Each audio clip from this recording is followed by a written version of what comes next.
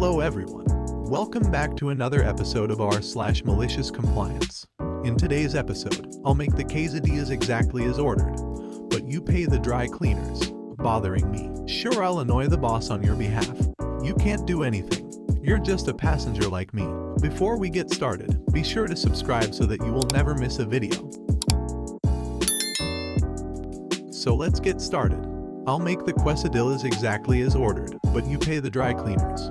Obligatory disclaimer, on mobile, non-English speaker. Due to a previous post, I thought I write everything in my language and pass through Google Translation, and then post it, but I may lose my reservation in hell. Still on hubby's account, an autocorrect error reminded me of my first conscious malicious compliance. It also kept away from Mexican food until I met my husband. Back in the beginning of the 21st century, I was working in a cafe sandwich shop. It was a 24/7 shop in a prime location, in an area with a lot of uni students and very active nightlife, and the road was a major artery for anyone traveling in or out of the city.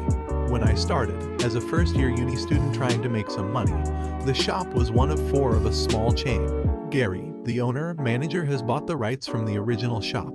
Gary was also doing quality control for the shop, because at that point every shop had separate vendors. Fast forward 2 years. The original owners decide to incorporate because they have a lot of offers for franchising, and a couple of problems with quality control have appeared. So they bought back all the shops and instituted a more centralized approach to vendors. That was good for Gary because he was the owner of the building, so he basically became a salaried manager and got extra income from the rent. Initially, nothing changed. We were still number 2 in sales, product was good. Then Dick entered the picture. Dick was the new regional manager. The small chain had become big enough to reach national level, and the person responsible for quality control. He was considered something of a golden boy, having a business degree, and helping with the expansion.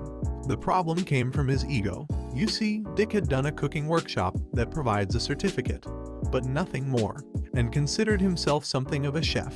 His first major change was installing a crepe station. Not restaurant quality crepes, but crepes on the go folded like a triangle. That is important for later. While a bitch to learn at the beginning, it quickly became one of our best sellers. We usually went over 10 liters of crepe mixture on a slow day. Having success with his first change, Dick decided to apply his chef training and implement some new things. At that point in time, Mexican cuisine was becoming popular in my country, due mostly to cooking shows. Dick decides to ride the trend and starts putting Mexican options on the menu.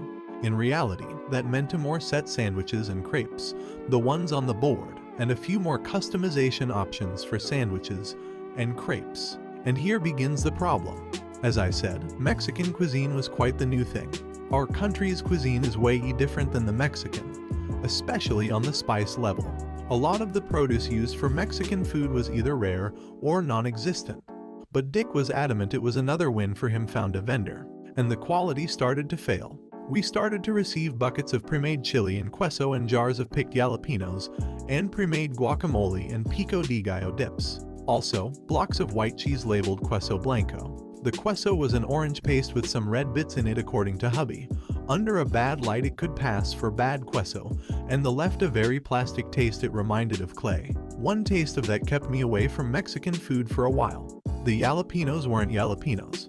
They were pickled Thai green chilies, labeled as jalapenos, meaning they were way hotter than expected.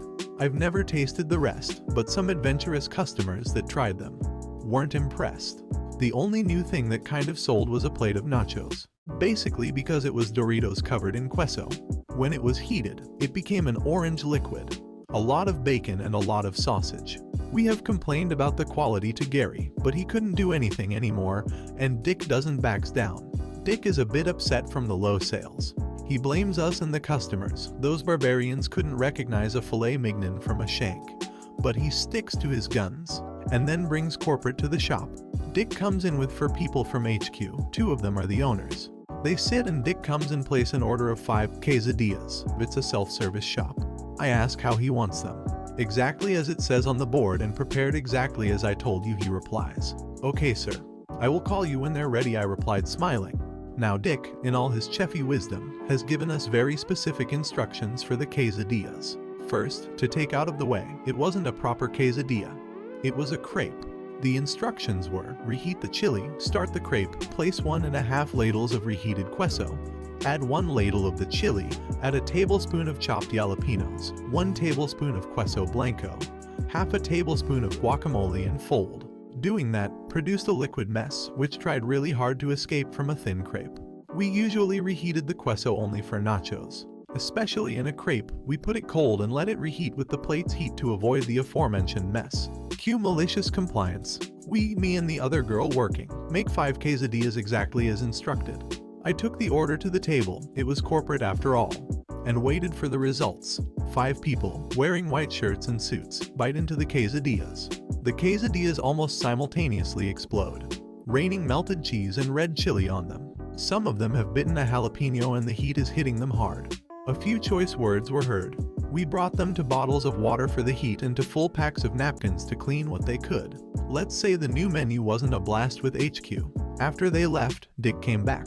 He was beyond angry. He approached the bench, bypassing the line, and made a scene. The following dialogue is a bit censored. "You stupid beach. You made me look bad because you don't like Mexican food.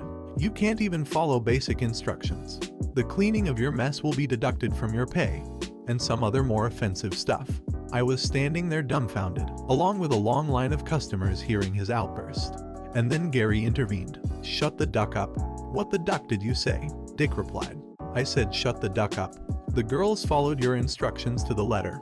Don't try to blame them for your mistake, or make them pay for your dry cleaning." "Dick, I can do what the duck I want. And when I'm finished with them, maybe I'll find another manager for this shop." "Gary, I would love to see you try." "Dick, oh I will. And he stormed out. Fallout. Immediately Gary called HQ and notified about what happened. He also gave an ultimatum. If something happened to his staff, the company would need to find a new location. 3 days later, we were notified that Dick was fired. While his outburst was the main reason, one of the owners having a really bad reaction to the jalapenos. A week later, the Mexican menu was removed. During that part, they found out that Dick had used the cheapest vendor for the new menu. The vendor had a reputation for shady practices, which partly explained the weird products. I stayed there until I finished uni and got a job in my field. The Mexican menu made a huge comeback 2 years before I left. This time, HQ had hired a proper chef to consult and find vendors. Now the ingredients are as authentic as possible, and pico and guac are made daily in-house. They also have good queso now, although it took me a long time to try it. And no prepackaged, pre-made chili.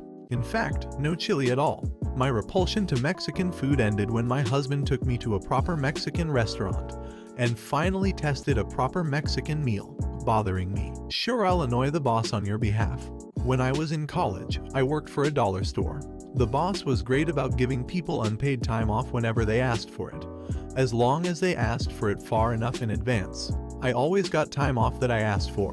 One time I was working on some schoolwork in my university's library, and I got a call from a coworker asking me if I could cover his closing shift that night because it was his birthday, and he had forgotten to ask off.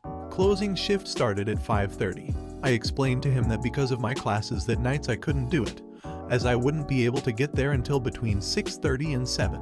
He begged me to take the shift. He called and texted me a couple more times over the next half hour or so, and I said not unless he could somehow make it so that it would be okay for me to get there an hour to 1.5 hours late. Eventually, he asked me to get in touch with our general manager and ask her if it would be okay. At this point, I had it, so I told him I would text the boss. What I didn't tell him is that I texted her something along the lines of, "Hey boss, coworker keeps hassling me to take his shift." I told him I couldn't because of my classes and he wouldn't take it for an answer, so he keeps asking me to get in touch with you. Now I have. It's important to note that my boss would get upset with me if she even thought I was missing class to come to work. Goodness, she was awesome. A few minutes after I sent that text, I got a call from one of the assistant managers asking me if it was true that I had agreed to cover his shift. I explained to her what I told the coworker. She said that he had convinced one of the day shift workers to stay late until I got there. When I went in, I found out that general manager had called the store after I texted her, since she wasn't actually there when this went down. She basically told coworker that he's bothering people and he needs to knock it off, and that is a good way to get himself fired. You can't do anything. You're just a passenger like me. I've posted an Ida worker lady before about how some girls thought I was following them from the station. Sadly, I've had another encounter. It was my day off and I went to my local station to travel to see a friend, fully masked obviously. I was waiting by the rear end of where the train would arrive, as it had covered seating out of the way. I heard a group of people yelling and screaming and I tried to ignore it. They continued to get louder, but one girl in particular was obviously the ringleader.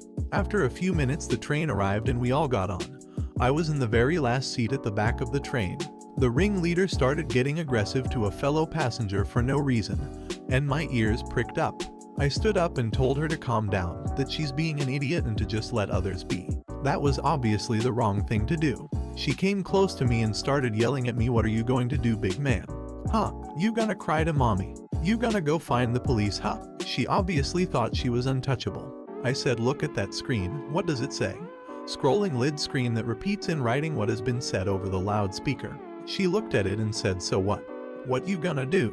I replied to her, "Nothing, just wanted you to look directly at the CCTV camera, so there is a clear shot of you." She got angry. "Oh, you think you're a big man, huh? You think you gonna get the police involved?" I pretended to think about it, then said, "You know what? That's exactly what I'm going to do." I then used the key I have on my house keychain that accesses pretty much all UK railway property, and entered the rear cab, where I quickly closed the door, used the cab-to-cab communication to speak to the driver to let them know what was going on and to ask for BTP British Transport Police assistance. I then came out, told her that BTP were on their way and the train won't be moving until they arrive. She didn't believe me at first, but then after the train wasn't leaving the next station I could see she was getting a bit frustrated.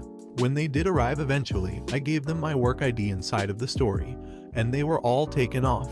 If you made it to the end of the video, thanks for watching. Don't forget to like, subscribe and share, and we will see you in the next video.